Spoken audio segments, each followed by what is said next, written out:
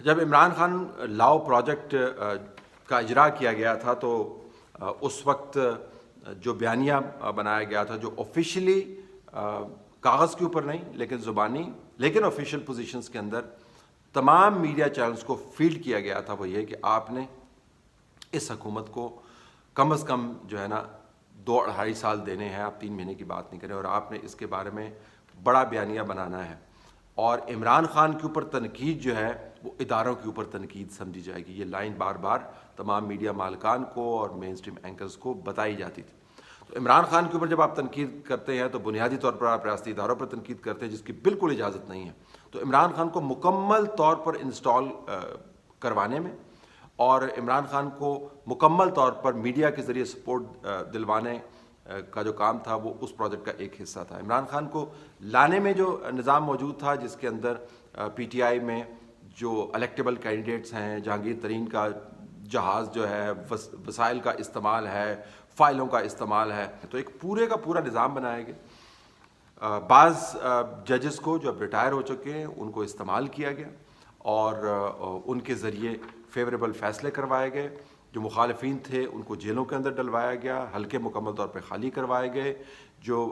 Religious vote bank ہے اس کو crystallise کروایا گیا۔ تو ایک کام نہیں کیا گیا، بس اتنا لمبا پروجیکٹ بنایا گیا کہ عمران خان کو انسٹال کروا کر اور اس کے بعد اس کو سپورٹ دلوائی جائے۔ تو پہلی فیز کے اندر تو یہ ہوا۔ اس کے بعد باقاعدہ عمران خان کی انڈورسمنٹ کروائی گئی، بتایا گیا کہ معیشت کا پرانا حال کتنا خراب تھا، نیا حال کتنا ٹھیک ہونے والا ہے، کتنی انقلابی کیفیت ہے، ان کو تھوڑا سا وقت دیا جائے، بہترین ٹیم موجود ہے۔ مسلسل یہ منترا بولا جاتا تھا مالکان کے ساتھ بیٹھ کے کہ یہ آپ دیکھیے گا کہ پاکستان کی قسمت تبدیل ہو جائے گی۔ پھر جو قسمت تو تبدیل ہوئی، مطلب قسمت جو ہے بدقسمتی میں بدل گئی، تو وہ تبدیلی تو آ گئی۔ تو پھر یہ کہنا شروع کیا کہ آپ تنقید تو کریں، عمران خان پر آپ تنقید نہ کریں۔ ٹھیک ہے، بزدار کے اوپر آپ تنقید کر لیں، ان کے کابینہ کے ممبرز کے اوپر تنقید کر لیں، اور یہ بیانیہ بنائیں کہ عمران خان صاحب جو ہیں وہ کتنے زبردست شخص ہیں، وہ اپنی کابینہ کے اندر تبدیلیاں بھی لا رہے ہیں، اور پنجاب کے اندر جب ان کو فیڈ بیک دی جاتی ہے تو پھر اس فیڈ بیک کے اوپر وہ اچھا رد عمل بھی دیتے ہیں۔ اب عمران خان صاحب نے جو پنجاب کے اوپر فیڈ بیک دی، حقیقت میں تو کوئی تبدیلی اس میں نہیں آئی۔ بزدار صاحب تمام تر کوشش کے باوجود انہیں رکھے کیونکہ ان کی چند کمپلشنز ہیں، بزدار صاحب کو ہٹا نہیں سکتے۔ دوسرے معاملات میں بھی گورننس کا سکیل اوپر نہیں گیا، غربت بڑھتی گئی، بیچ میں آ گیا کرونا۔ جب کرونا آیا تو پھر یہ خیال کیا گیا کہ ان حالات میں جب معیشت نوز ڈائیو کر گئی ہے، جب غربت بڑھ گئی ہے، جب گلی محلوں میں جہاں سے نعرے لگنے تھے کہ جی کیا زبردست انقلاب لائے ہیں، وہاں سے گالیوں کا طوفان اٹھ رہا ہے، جب ہر بائی الیکشن کے اندر مخالفین جن کو ہم نے جیلوں میں رکھا ہوا وہ جیت رہے ہیں، تو حالات موافق نہیں ہیں۔ پھر یہ خیال کیا گیا کہ عمران خان صاحب کو آنیسٹ اور سخت قسم کے اسسمنٹس دی جائیں۔ اس میں سے ایک اسسمنٹ کا میں نے پچھلے ایس ٹی ایچ میں ذکر کیا ہے، جس میں بتایا گیا کہ جی پنجاب کے اندر حالات ٹھیک نہیں ہیں، گورننس کا معیار درست نہیں ہے۔ اب اگر عمران خان صاحب ان حالات کے پیش نظر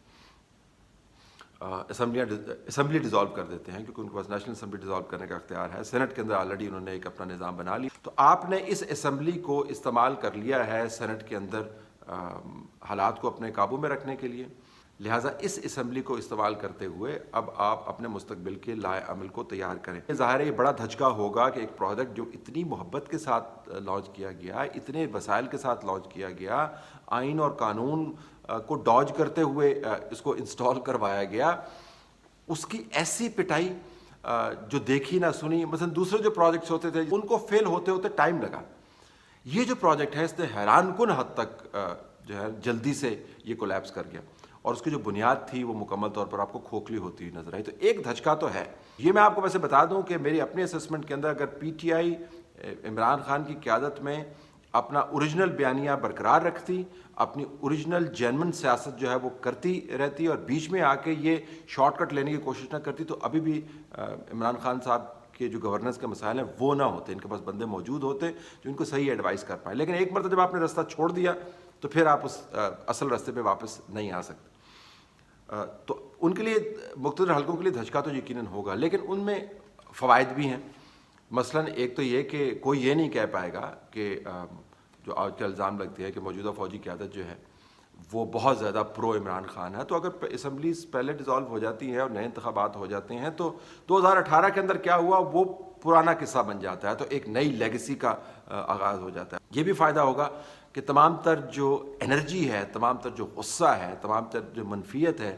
وہ ساری کی ساری ایک سیاسی دنگل لڑنے میں تبدیل ہو جائے گی۔ تو جب سیاستدان ایک دوسرے کے ساتھ دست و گریباں ہوتے ہیں سیاسی طور پر یا انتخابی طور پر، تو توجہ جو ہے بڑے بڑے معاملات کے ساتھ ماضی کے اوپر سے ہٹ جاتی ہے۔ تو یہ فوائد ہیں اگر اسمبلی کو پہلے ڈیزالو کر دیا جائے، تو اس سے یقیناً طمانینت اور خوشی محسوس ہوگی اور توجہ ان تمام ایشوز سے وقتی طور پر ہٹ جائے گی جن ایشوز کی وجہ سے ایک خاص قسم کا پبلک سینٹیمنٹ جو ہے وہ ابھر رہا ہے۔ اب کیا یہ کام کرنا اتنا ہی آسان ہے؟ اتنا آسان نہیں ہے، کیونکہ پہلے تو آپ کو کووڈ سے نپٹنا ہے۔ یہ ہو نہیں سکتا کہ ایک طرف سے آپ لاک ڈاؤنس کر رہے ہیں اور دوسری طرف سے آپ یہ کہہ رہے ہو کہ ہم نے انتخابات کے لیے مہم بھی چلانی ہے۔ آپ کو آئی ایم ایف کے ساتھ بھی نیگوشیٹ کرنا ہے۔ آئی ایم ایف کیا آپ کو وہ چھوٹ دیتا ہے جس چھوٹ کے بغیر آپ دھڑا دھڑ ویسی ہی ڈیولپمنٹ فنڈز اور سکیمز نہیں جاری کر سکتے جو پچھلی حکومتیں کرتی تھیں اور جن کے اوپر آپ تنقید کرتے تھے کہ دیکھیں یہ ڈیولپمنٹ سکیمز کے ذریعے جو ہے نا لوگوں سے ووٹ خریدنے کی کوشش کر رہے ہیں۔ اور تیسری بات یہ کہ نئے انتخابات کروانے کا مقصد یہ ہے کہ کسی نہ کسی طریقے سے موجودہ نظام میں وہ لوگ جن کے ساتھ 2018 میں زیادتی ہوئی ہے ان کو اتنی طاقت نہ مل جائے کہ وہ آ کر اپنا حساب کتاب مانگیں کہ آپ نے ہمارے ساتھ یہ کیا تو کیا کیوں۔ اس کی کوئی ضمانت نہیں ہے۔ جو اس وقت اٹھان ہے پنجاب میں، اس میں تو آپ کو نون لیگ تگڑی ہوتی ہوئی نظر آتی ہے، پرانے ووٹ بینک کے ساتھ نیا ووٹ بینک ایڈ کرتی ہوئی نظر آتی ہے، اور اگر ایک اور راؤنڈ کھیلنے کی کوشش کی گئی توڑ پھوڑ کا، ویسا ہی راؤنڈ جو 2018 میں کیا گیا، کیونکہ حالات بہت تبدیل ہو گئے ہیں۔ جسٹس قاضی فائز عیسیٰ کی ججمنٹ کے بعد آپ کو پتہ چل جانا چاہیے کہ تمام تر کیلکولیشنز اور تمام تر زور اور اثر و رسوخ کی بھی کوئی حد ہوتی ہے، اور جب یہ حد پھلانگی جاتی ہے تو پھر اس کا رد عمل بھی آتا ہے۔ تو یہ اس کے اندر یہ 3-4 جو فیکٹرز ہیں وہ بڑے اہم ہیں۔ یہ کہنا بڑا آسان ہے، اس کو امپلیمنٹ کرنا بہت مشکل ہے۔